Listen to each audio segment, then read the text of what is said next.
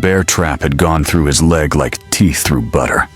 Eleanor's hands were slick with blood as she worked, her fingers steady despite the trapper's screams. 3 months ago, she'd been a half-frozen stranger collapsing at Samuel Thorne's door. Now she was elbow-deep in a man's torn flesh, fighting death in a mountain forge, while her blacksmith husband held the patient down. She didn't know yet that this moment, this choice to fight instead of flee, would be the one that transformed their marriage of convenience into something neither of them had bargained for. It was a cold January gripping the Montana mountains like iron tongs, wind screaming down from the peaks with a voice that promised death to the unprepared. Eleanor Bradford stumbled through knee-deep snow, her worn traveling cloak doing nothing against the bite that had long since settled into her marrow. Each breath burned her lungs, each step a battle against muscles that begged her to simply lie down and sleep. She had been walking for 2 days since the stagecoach broke an axle outside of Helena. The other passengers had waited for rescue. Eleanor couldn't afford to wait. The last of her money had gone to the stage fare, and she had nowhere to return to even if she'd wanted. Through the swirling white, a shape emerged. Not the town she'd hoped for, but something else.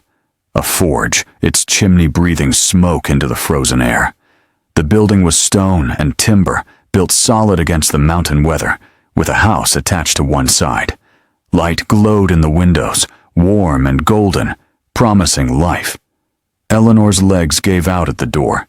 She fell against it, her frozen hands unable to form a proper knock, and simply collapsed there in the snow.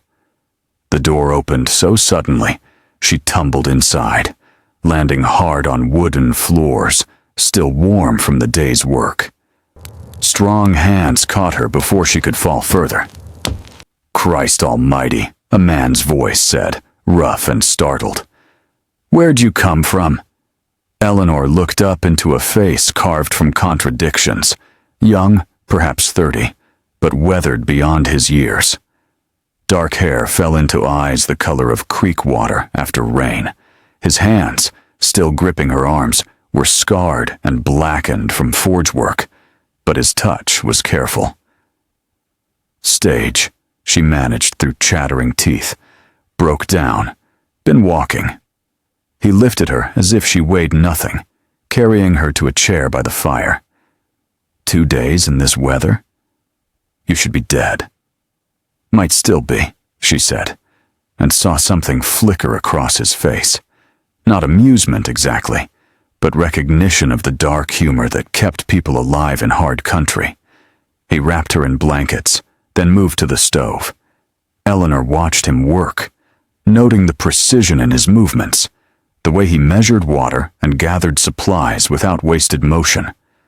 The room around them was spare but clean, a blacksmith's dwelling, with tools hanging on walls and the faint smell of coal smoke and metal shavings. "I'm Eleanor," she said, when he brought her a cup of something hot. Eleanor Bradford. Samuel Thorne. He studied her as she drank, his gaze clinical, assessing. What brings a woman alone to the Montana territories in winter? Work. She wrapped her hands around the cup, feeling returning to her fingers in painful prickles. "I'm a teacher. Heard there was a school opening in Helena." "Was," Samuel said. "Teacher they hired came in on the fall stage. You're 3 months late." The words hit harder than the cold had. Eleanor closed her eyes, feeling the last thread of hope snap. "I see. You got family? Anywhere to go?" "No." The word came out flat. There was no point in softening it. "My husband died last year. Cholera. His family took the house. Said a woman alone had no business keeping it. I had a brother in California, but his last letter said he'd moved on. Didn't say where." Samuel was quiet for a long moment, his creek water eyes studying her face. "You came all this way on a maybe?" "I came all this way because staying meant starving slowly or worse." Eleanor met his gaze directly. "I chose the maybe." He nodded slowly, as if she'd passed some unspoken test. There's no teaching work here. No town close enough for much of anything, really. Just me and the forge and the trappers who come through. I can work, Eleanor said quickly. I'm educated, but I'm not afraid of the labor. I can cook, clean, keep accounts. I don't need help. His voice was firm but not unkind. Barely scrape by as it is. Can't afford to pay wages. The familiar weight of desperation settled on Eleanor's shoulders. She'd heard these words before, in every town between here and Boston. No work, no wages, no place for a woman alone. She started to rise, though she had no idea where she'd go. Samuel's hand on her shoulder stopped her. Sit, he said. Let me think. Eleanor sank back into the chair, watching him pace to the window. Snow was falling harder now, erasing the world beyond the glass. He stood there for a long while, his broad shoulders silhouetted against the white. When he turned back, his face was set in hard lines. I'm going to say something plain, and I need you to hear it without taking offense. All right, Eleanor said carefully. I need a wife. The words hung in the air between them, stark and shocking. Eleanor felt heat flood her face, anger rising sharp and quick. Mr. Thorne, I came here looking for honest work, not let me finish. His voice was steady, patient. I'm not propositioning you. I'm stating a fact. This forge is failing. Not because I can't work metal, but because I can't do everything. Can't smith all day, and keep house, and maintain the property, and handle the accounts, and deal with customers. My mother did all that before she passed last winter. Without her, I'm drowning. He moved back to the fire, his profile sharp in the firelight. Trappers come through here every few weeks. They need tools, repaired, traps fixed, goods traded. But they won't deal with a man whose home looks like a bear's den and who can't keep his business straight. They go to the trading post, 20 miles south instead. I'm losing income I can't afford to lose. Eleanor watched him, seeing past the hard words to the exhaustion underneath. You want someone to make your business look respectable. I want someone who understands that survival out here isn't about romance or comfort. It's about division of labor. He turned to face her fully. You need a roof and food. I need a partner who can handle the parts of this operation I can't manage alone. That's the bargain. That's not marriage, Eleanor said quietly. It's exactly marriage, Samuel countered. It's just honest about what marriage is. A partnership for survival. Most folks just dress it up with pretty words. Eleanor looked around the room, seeing it clearly now. The dishes stacked unwashed, the floors clean but unswept corners gathering dust, the ledger on the table covered in crossed-out figures and frustrated marks. A man barely keeping his head above water. You don't know anything about me, she said. I could be lazy or cruel or... You walked 2 days through a Montana winter rather than give up, Samuel interrupted. That tells me what I need to know about your spine. As for the rest, we'll learn as we go. And if it doesn't work, then come spring, when the pass is clear, you can leave with enough money to get somewhere else. I'll put that in writing if you want. He paused. But I think it'll work. You need stability. I need help. That's a better foundation than most marriages start with. Eleanor wanted to argue, wanted to find the flaw in his logic, but hunger and exhaustion and the brutal honesty of his words had stripped away her ability to pretend. What about the other aspects of marriage? You'll have your own room. His face didn't change. I'm not asking for a bed partner. If that changes, it'll be because we both want it to, not because of any obligation. The fire crackled in the silence. Outside, the wind howled, reminding Eleanor of the miles of frozen nothing that surrounded this place. She thought of the empty roads behind her, the closed doors, the pitying looks and whispered words. Widow. alone, desperate.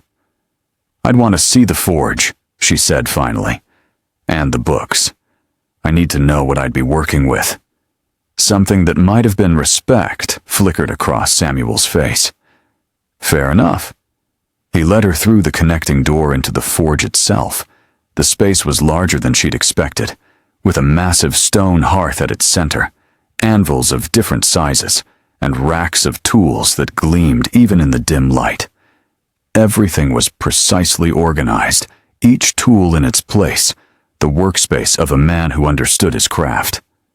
"I make everything from horseshoes to decorative ironwork," Samuel explained. "Traps, tools, hardware, whatever people need. Work is good when I can get it. But..."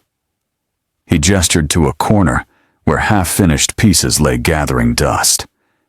"Can't finish commissions when I'm spending half my day trying to keep the rest of my life from falling apart." Eleanor moved to the workbench, running her fingers over a piece of scrollwork.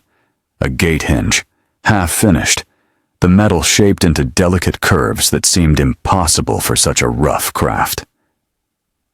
"This is beautiful. That's for the new hotel in Helena.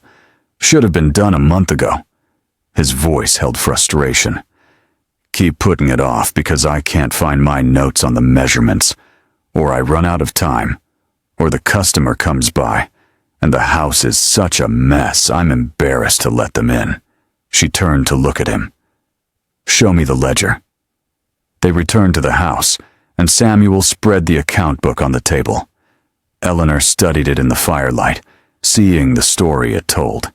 Income irregular, but decent when it came. Expenses barely tracked. Customers' orders mixed with supply notes in a jumbled mess that made her fingers itch to organize it. "You're losing money," she said after a while. "Not because you can't earn it, but because you can't keep track of it." "I know," Samuel said quietly. "I'm a blacksmith, not a bookkeeper." Eleanor closed the ledger, her decision crystallizing. It wasn't what she'd imagined when she'd left Boston. But then, nothing about her life had gone as imagined. This was real, tangible, a problem she could actually solve. "I'll stay," she said, "but I want some things understood." "Name them." "I manage the house and the books entirely. You don't question my methods or my decisions in those areas. If you need something done differently, we discuss it like partners, not like employer and servant." "Agreed." "I want my own space, not just a room. I need somewhere that's mine, that I can close a door on when I need to. The room off the kitchen was my mother's. It's yours. And I want honesty. If this isn't working, if either of us is miserable, we talk about it. We don't just suffer in silence until we can't stand each other." Samuel extended his hand. "You have my word." Eleanor looked at his hand, scarred, calloused, blackened with forge work. A worker's hand, honest labor made visible in flesh. She placed her smaller hand in his and felt the warmth of it, the strength. "Then I'll marry you, Samuel Thorne." "Tomorrow," he said. "There's a circuit preacher comes through every few weeks. He's due day after tomorrow. We'll make it legal then." That night, Eleanor lay in the small room that had belonged to Samuel's mother, listening to the wind howl outside and the creak of the house settling. She should have felt afraid, should have questioned the madness of agreeing to marry a stranger. Instead, she felt something she hadn't experienced in months: purpose. The next morning, she woke to find Samuel already at work in the forge, the ring of hammer on anvil a steady rhythm. Eleanor dressed and surveyed her new domain with a critical eye. She started with the kitchen, scrubbing years of bachelor neglect from every surface. She found supplies squirreled away in odd places: flour in 3 different tins, coffee mixed with tea, dried goods gone stale from improper storage. She consolidated, organized, made lists of what was needed. By midday, the kitchen gleamed. Eleanor moved to the main room, sweeping and scrubbing. finding Samuel's mother's things tucked away in corners, a woman's touch long absent but not forgotten. She didn't throw anything away, just gathered it carefully, respectfully, and stored it in a chest she found in the back room. When Samuel came in for the midday meal, he stopped in the doorway, staring. "I can see the floor," he said. Eleanor wiped her hands on her apron. "It's a nice floor. Seemed ashamed to hide it." He moved through the space slowly, taking in the changes. The table cleared and scrubbed, the windows clean, the air smelling of soap and coffee instead of old smoke and neglect.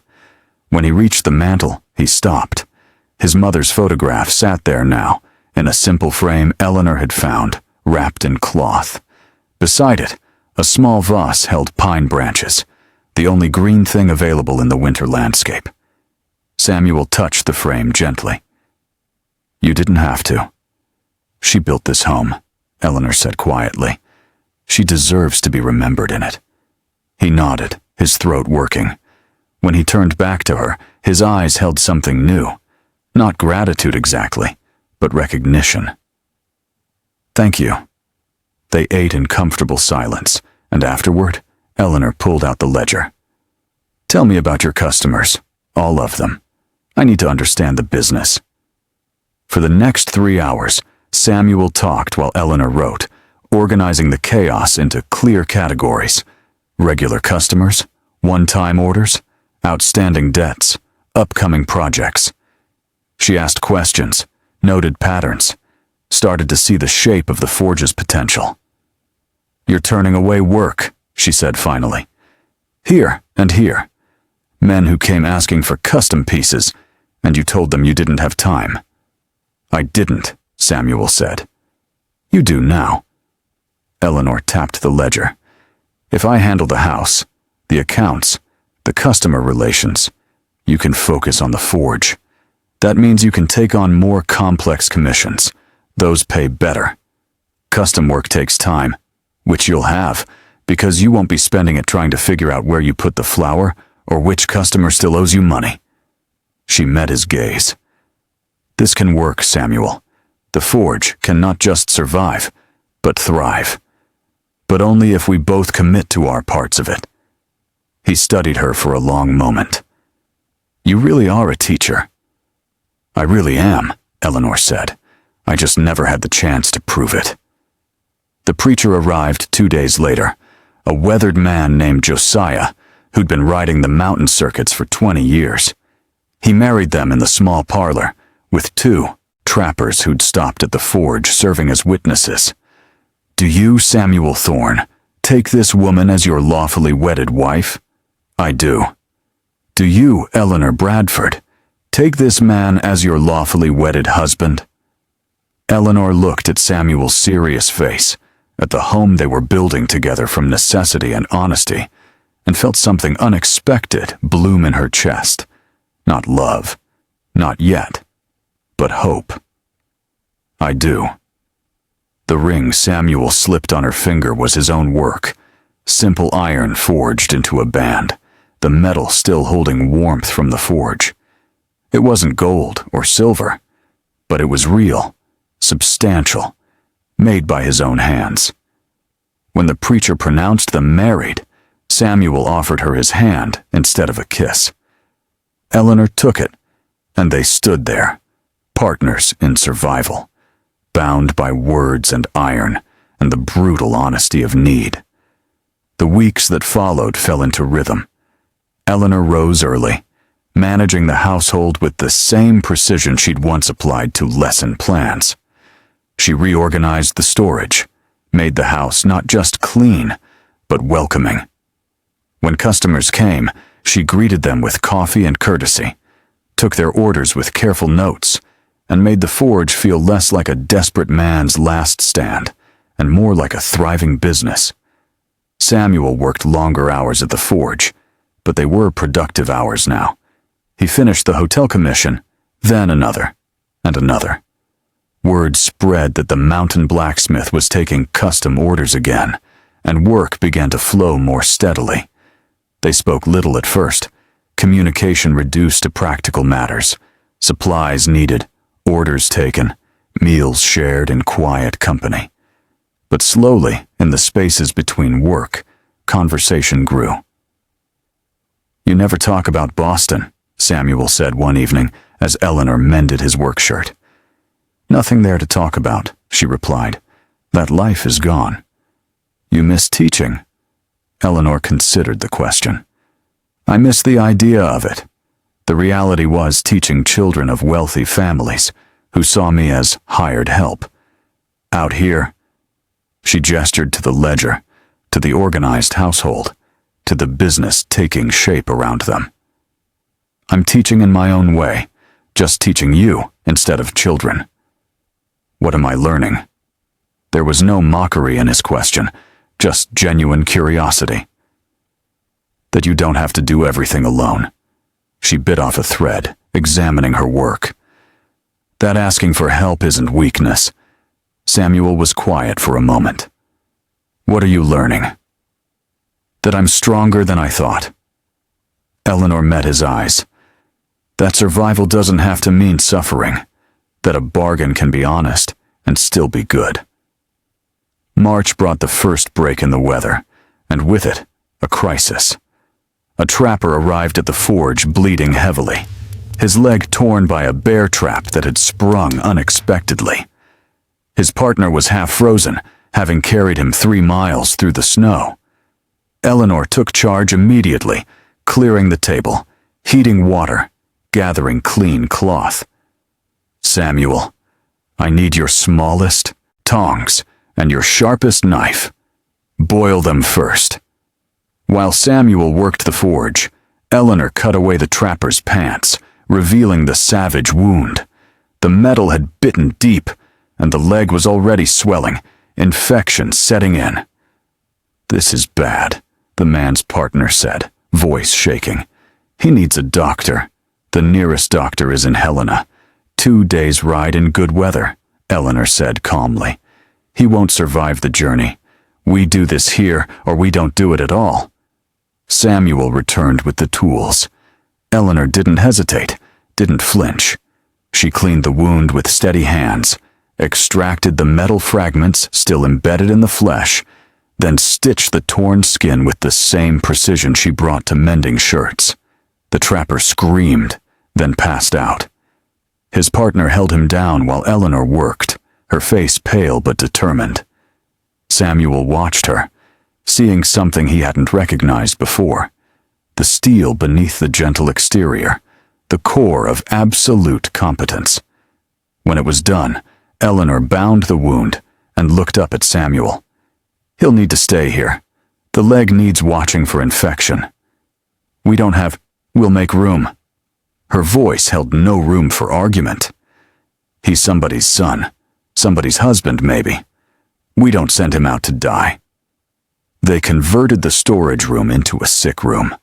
For 3 days, Eleanor barely slept, monitoring the trapper's fever, changing bandages, forcing water and broth past his cracked lips. Samuel took over the cooking, the cleaning, the business, watching his wife work with the same fierce focus she brought to everything. On the 4th day, the fever broke. The trapper woke, clear-eyed, weak but alive. "You saved my life," he rasped to Eleanor. "You're not out of the woods yet," she replied, "but you'll live if you do what I tell you." When the trappers finally left 2 weeks later, the man insisted on paying them. Samuel tried to refuse, but Eleanor accepted the payment with grace. "You earned it," she said quietly after they'd gone. "And so did I. That's how partnerships work." Samuel looked at her, truly looked at her, seeing not the desperate widow who'd stumbled to his door, but the woman who'd transformed his failing forge into a home, who'd brought order from chaos, who'd held a man's life in her hands and refused to let it slip away. "I was wrong," he said. "About what?" "I said I needed a wife for the house and the books." He took a step closer. "But you're not just managing my business, Eleanor. You're building something here. Something bigger than I imagined. Eleanor felt heat rise in her cheeks. We're building it. Together. Are we? His creek-water eyes held hers. Or am I still just the blacksmith you made a bargain with? The question hung in the air, heavy with possibility. Eleanor thought about the months that had passed, about the rhythm they'd found, about the way her heart had started to quicken when she heard his hammer ring in the forge, about how she'd stopped, thinking of this as a temporary arrangement, and started thinking of it as home. I don't know, she said honestly. What do you want us to be? Samuel reached out slowly, giving her time to step back. When she didn't, his scarred hand cupped her cheek with surprising gentleness. I want to try being more than a bargain. Eleanor's breath caught. Samuel, no promises, he said quietly. No pretending we're something we're not. Just trying. Seeing if what we've built can be something more than survival. She thought of all the reasons to say no, all the ways this could hurt. But she thought too of the life they'd created, of the partnership that had grown from necessity into something she couldn't quite name. All right, she whispered. We'll try. The kiss was tentative, careful. Two people who'd learned to be wary of hope, testing the waters of something fragile and new. When they pulled apart, Samuel's expression was wondering. I didn't plan this, he said. Neither did I. Eleanor smiled, feeling something unknot in her chest.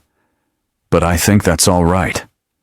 Spring came in full force, and with it, more changes. A family passing through stopped at the forge, their wagon broken. While Samuel repaired it, their daughter, a girl of perhaps 8, watched Eleanor with wide eyes. Are you a teacher? The girl asked shyly. I was, Eleanor said, kneeling to the child's level. Why do you ask? You look like my teacher back east. She was nice. Eleanor felt something stir in her chest, the old calling, never quite forgotten.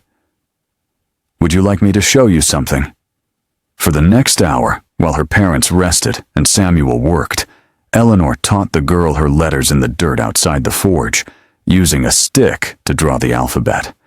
The child's delight was infectious, her hunger to learn palpable. When the family left, the mother pressed a coin into Eleanor's hand. Thank you. She hasn't smiled like that since we started this journey. After they were gone, Eleanor stood in the yard, looking at the letters still scratched in the dirt. Samuel came to stand beside her. You miss it, he said quietly. I didn't think I would. But yes. He was quiet for a moment. What if you didn't have to miss it? Eleanor turned to him. What do you mean? Families pass through here regular enough. Trappers bring their kids sometimes. What if we put out word that the forge has a teacher available? Not a school exactly, but lessons when there's call for them. Samuel, I can't ask you to... You're not asking. I'm offering. He met her gaze steadily. This is your home too, Eleanor. You should be able to do what you love in it. The simple generosity of it made her throat tight. You're sure? You made this place a home. Let me help you make it yours too. So Eleanor became the mountain teacher, offering lessons to the children of trappers and travelers, miners and settlers. It wasn't the Boston classroom she'd once imagined, but it was real, needed, and hers. One evening in late spring, as they sat on the porch watching the sun paint the mountains gold, Samuel took her hand. The gesture had become familiar now, comfortable. Do you ever regret it? He asked. The bargain we made? Eleanor thought about the question seriously. I regret that it had to be a bargain at all, that the world doesn't have more room for women alone, or for men struggling, or for any of the 1,000 ways people need help and don't get it. She squeezed his hand. But I don't regret choosing you. Choosing this. Even though it wasn't what you planned. Especially because it wasn't what I planned. She turned to face him. Plans are just pretty lies we tell ourselves about the future. This, what we built together, this is real. Samuel lifted her hand to his lips, kissing her work-roughened knuckles. I love you, Eleanor Thorne. Didn't plan to, didn't expect to. But I do. The words settled around her like a warm cloak. I love you too, she said, and felt the truth of it down to her bones. Even though you're the most impractical blacksmith I've ever met. You've met a lot of blacksmiths? Just the one. But he's terrible at bookkeeping. His laugh rang out across the mountain air, free and genuine. Good thing he married someone who isn't. As darkness fell and the first stars emerged, they sat together in the home they'd forged from necessity and grown into love. The bargain that had brought them together had become something neither of them could have imagined. A partnership of equals, a love built on honesty and work and the courage to try. The mountain stretched away in all directions, vast and unforgiving. But here, in this small space carved from wilderness, two people had found what they needed most. Not rescue, not salvation, but the chance to build something true together. And in the forge, the fire still burned, waiting for morning's work, waiting for the hammer's song, waiting for two pairs of hands to shape iron and life into something lasting. The frost and the forge, together creating warmth from the coldest of beginnings.